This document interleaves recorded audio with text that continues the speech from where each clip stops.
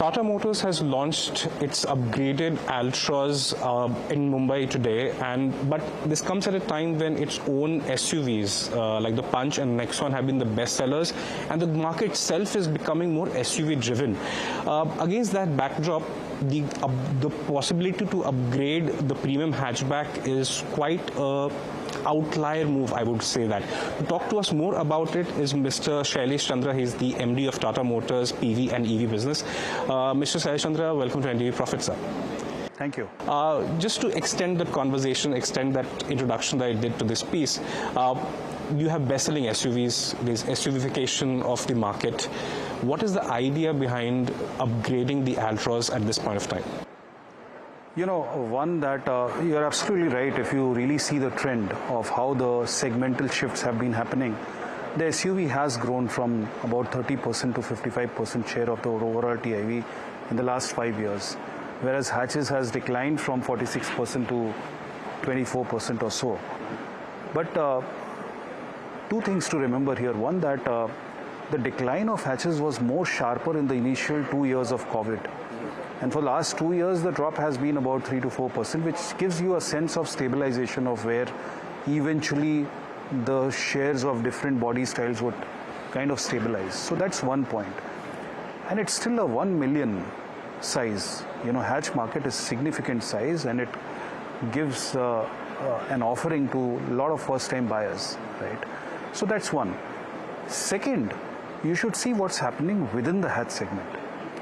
Within the hatch segment, we slice it into 4 sub-segments: the entry, the mid, the high, and the premium. This is the premium segment. Now, over the last 5 years, we have seen that while the entry hatch has seen a significant decline in the share within the hatch segment, premium has increased from 24% to nearly 31-32%. So it's nearly 1/3 of the hatch, which itself is a 1 million market. And as India grows, and if now the shares of hatches are going to stabilize, then you're going to see a constant 1 to 1.5 million somewhere in between this number. Hatch is going to be stable, so it's a big size. Within hatches, premium hatches are going to rule the roost, if I may use that word. And that's the reason why we are very optimistic about this segment. That's the reason why we decided to refresh Altroz with it's in the new avatar that you are seeing here today. So you mentioned about the premium hatchback segment. A couple of questions emerged from that. How fast is this premium hatchback segment growing? And secondly, what is your share in this particular space, and where would you want it to be with the new product that you have launched today? So one, that I have already shared some of the statistics that while from a peak of say 1.4 million, the hatches would have gone down to 1 million or so. But hatches, premium hatch share has been increasing. You'll have to do a bit of arithmetic, but in the last 3 years, I see that premium hatches have sold more than 1 million, right? So it's a very strong segment to focus on, right? So that's one. As far as we are concerned, since the time of launch of Altroz in 2020, the share would have been, market share within that segment would have been about 20-21%. Last year, as the product aged, it declined significantly to maybe 10-11% or so. Aspiration is to bring it back to 20-25%, because this is the most premium car in segment now, with all the changes that we have brought, and it is priced very competitively. And Altroz has always stood out in its segment, and with all the new striking features that we have brought, the premiumness quotient which has gone up, the tech features, which are, a lot of them are first in class and best in class. At the same time, this remains the gold standard of safety. So if you combine all this, we are very confident that we should again start eyeing for 20-25% share in the premium hatch. Does the multi-powertrain strategy also work to your advantage? Because, correct me if I'm wrong, I think Altroz is the only hatchback which now has a diesel powertrain still going on. So is it a conscious decision to continue with the diesel mill in the premium hatchback space? Yeah, see, multi-powertrain as a strategy is across our portfolio. And Altroz is the only, as you rightly said, this is the only hatch with diesel. And we had a very cost-effective diesel option with us. And therefore we said, why not continue till there is demand? You still have, I would say, 10 to 15% of your demand coming from diesel buyers. It used to be very high in times where the gap between the price of diesel and petrol used to be wide. So people who were buying diesel cars for the reason of saving money possibly would have shifted to CNG. But those who are buying for sheer thrill of its performance and drivability are still going for a diesel. So why not give that option if that is available? That is the philosophy that of the reason behind, because in premium segment you look for that kind of performance. So that's why we have continued with diesel for performance and thrill, where CNG gives you a good TCO option and petrol gives you a balanced choice. So I think therefore it pretty much takes care of requirement of a wider section of customers. Okay. Yes, you have a very clear multi-powertrain strategy. We see the Punch is now offered in 4 powertrains, but there is, if I may say so, it is a crucial piece of that multi-powertrain strategy that is missing, that is the hybrid.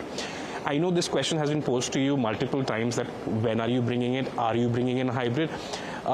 I thought it's time to revisit the question again, because in the last 1 month or so, with the Q4 earnings coming in, we have seen one of your primary rivals with whom you are contesting or competing for the number 2 position, Hyundai.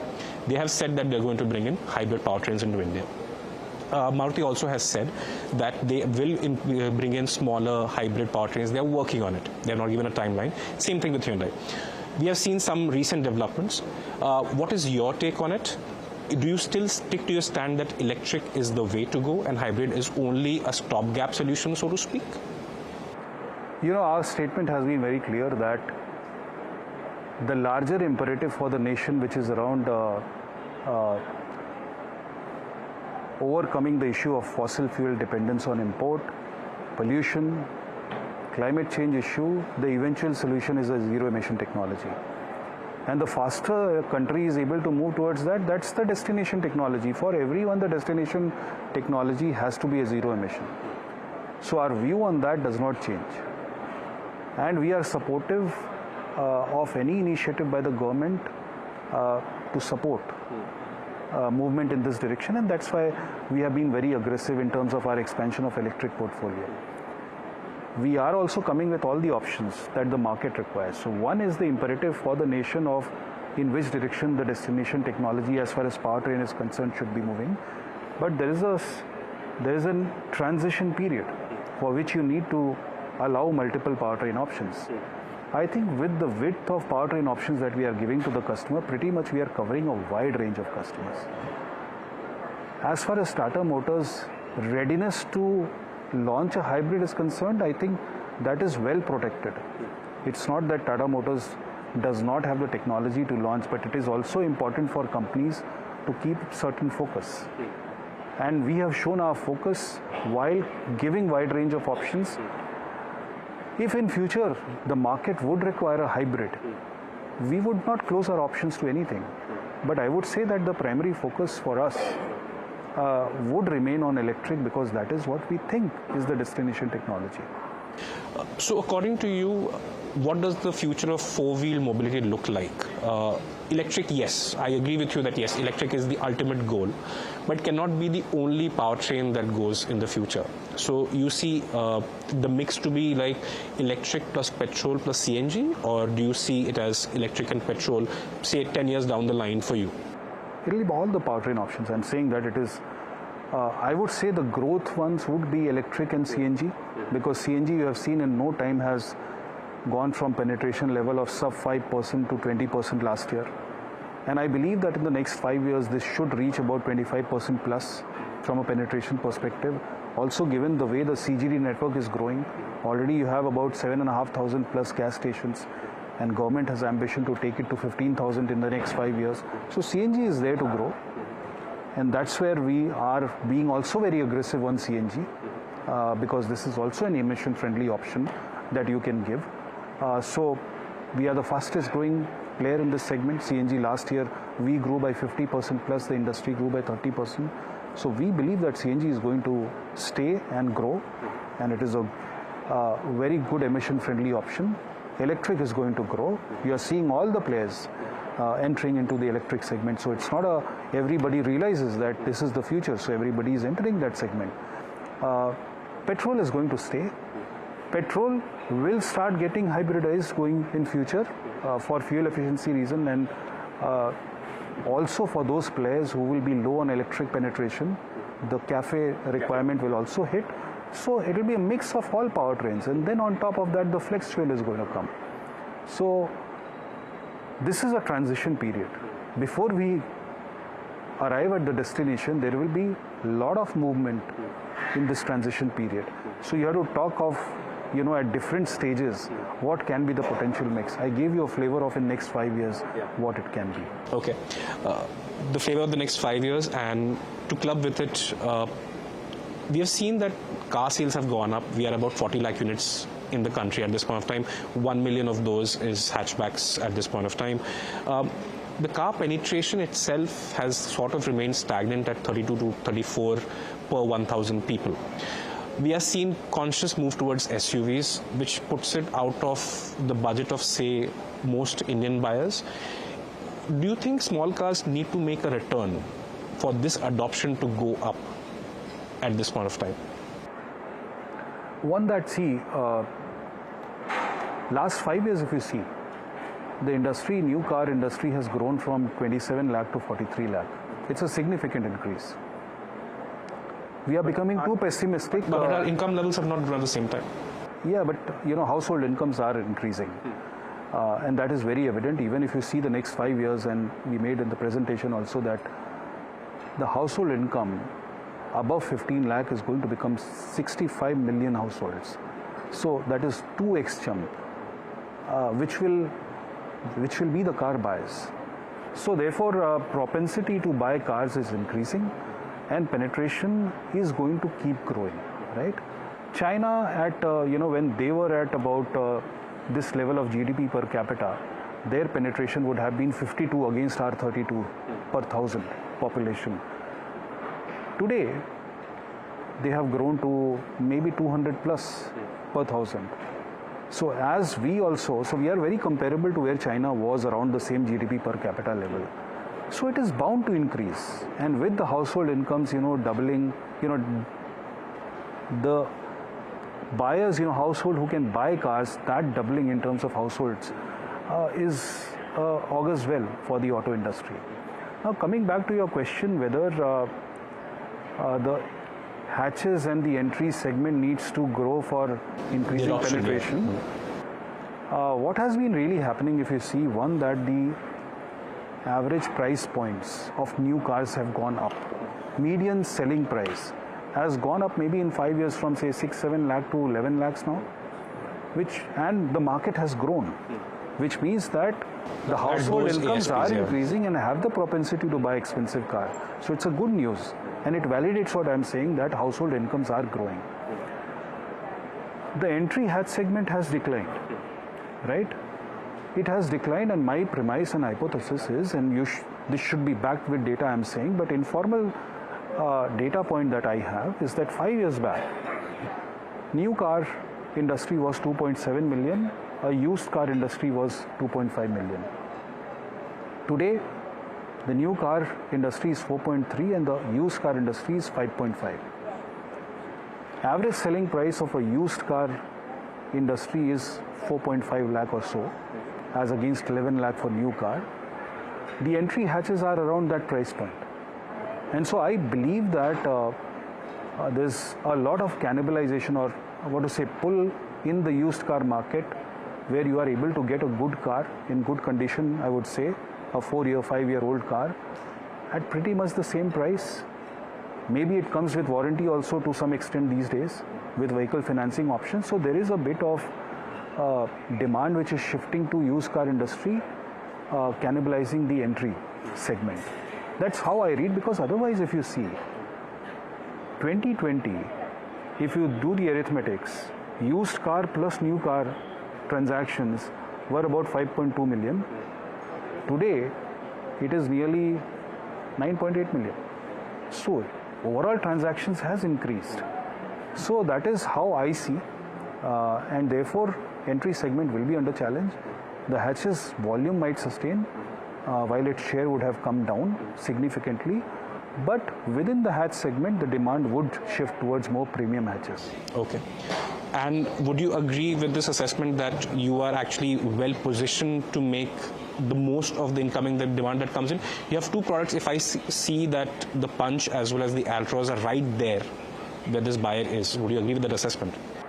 Our constitution or how we conceive our portfolio is developing a point of view on growth of different sub-segments in the next 5 years, and we ensure that we enter or exit certain segments basis that. And we have taken a view on Altroz because we feel that premium hatch segment is going to garner greater share of demand within the hatch segment, whatever the size might be. We have a Punch, but we are also seeing the mid-hatch segment where we have positioned a Tiago, also seeing greater share within the hatch segment. So actually, the pressure is more on high and entry, whereas mid and premium is seeing increasing share. So either a person is ready to buy a Tiago kind of a car or then an Altroz kind of a car. They don't want to get stuck in the middle. So this is the phenomenon we are seeing, and therefore I think with the combination of Altroz, Tiago and also Punch being the entry SUV for us gives the right set of options to do well in the segment below 10 lakhs. Okay. Coming back to the car of the moment, Altroz, your almost entire lineup is electrified. When can we expect electric Altroz? Yes, I thought that this question is going to come because we have showcased Altroz EV in the past in some of the auto expos, and also at some stage I had said that this would possibly come with the next life cycle intervention of Altroz EV. But see, we have also been seeing the evolution of EV industry in the last 2 to 3 years. Eventually, earlier the idea was that in the 18 to 15 lakh segment, as the EV industry is growing, we should have 3 products.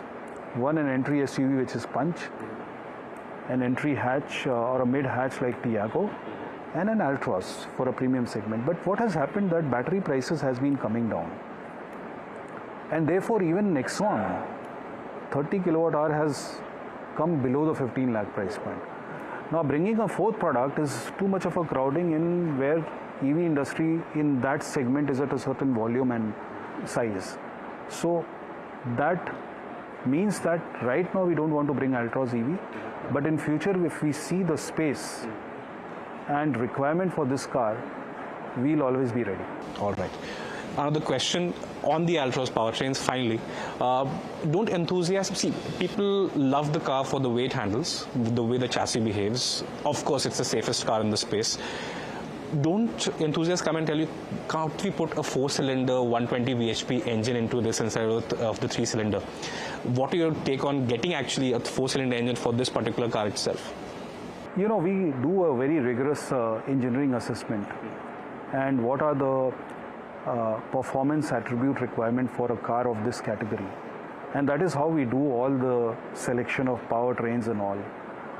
We have to see also the balance between fuel efficiency, performance requirement, and with that combination we make choices.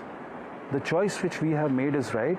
There were certain shortcomings which we have taken care of in the engine from an NVH perspective, from a low speed torque and power delivery perspective, and the car is very refined. So we have taken care of some of the shortcomings.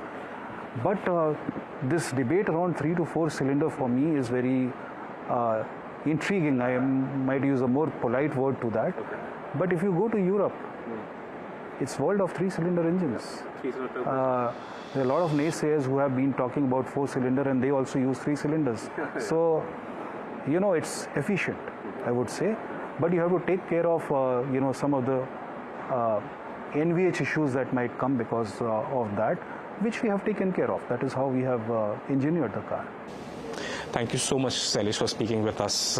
Quite an insightful chat, and all the best for the Altroz going ahead. My pleasure, and thank you. Thank you. Thank you so much. Thank you, viewers, for tuning in. This is Tushar for NDTV Profit.